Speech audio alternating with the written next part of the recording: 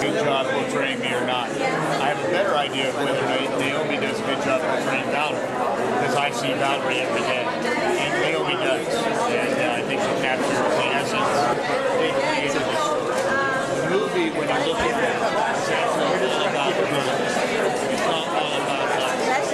So, Doug, it feels like this story from yesterday. It's been a few years now. Tell me what makes this relevant and why you want to talk about it.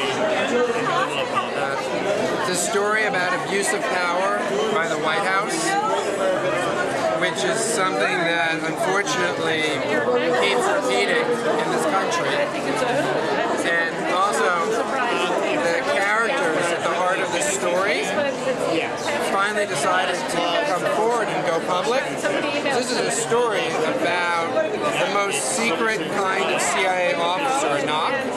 Those people never come out of the shadows, ever. And Valerie Plame finally made the decision to allow somebody to tell her story. And we're getting a glimpse inside the CIA that no one has ever been able to bring to the screen before. I mean, you've had a lot to carry for this kind of story. Other movies, maybe there's your gathering pieces from. Tell me what it was like to tell this story and so on.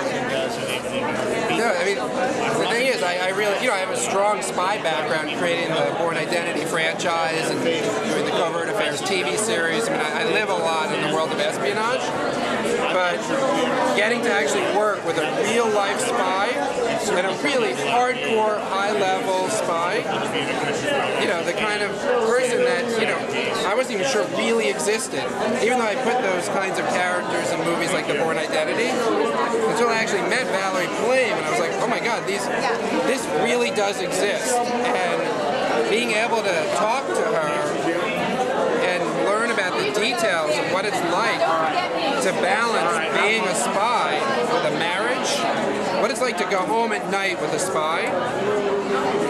How does a marriage work when you can't tell your husband where you're going and when you'll be back? And he just needs to know whether or not they need a nanny the next day, whether they need childcare. And Valerie Plame was traveling the globe, combating the proliferation of nuclear weapons. She was sabotaging the weapons programs in some of the scariest places on this planet. And to actually meet the person, she's right there. This sounds like a fictitious character, but she's standing 2 feet away from me here. So it really was a huge honor to be trusted to tell her story. So what are we going to get that we didn't get in the news? And I'm telling you this story in a written form. I'm not going to criticize the news, but they never got the story. I'm not going to criticize them because, penetrating the CIA is probably the hardest thing I've ever done in my career. And I've done some pretty ambitious movies. I've shot some very dangerous and tricky places. Penetrating the CIA to tell a story about a knock, like the James Bonds of the CIA, by far the hardest thing I've ever done, and it was only doable because Valerie Plame decided that Hollywood, rather than the media, was the appropriate place to tell this story. She trusted me, she trusted us. Huge honor, huge responsibility. It's very funny seeing them next to each other. I don't know if it's seeing together. They do look like sisters.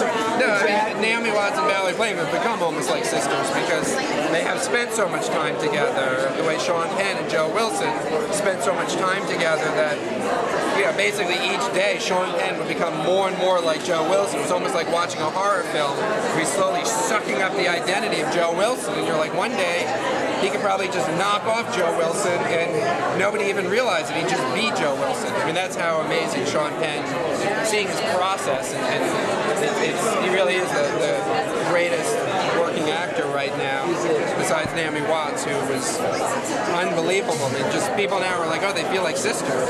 They didn't start the movie like that. That's Naomi Watts evolving into Valerie Plame.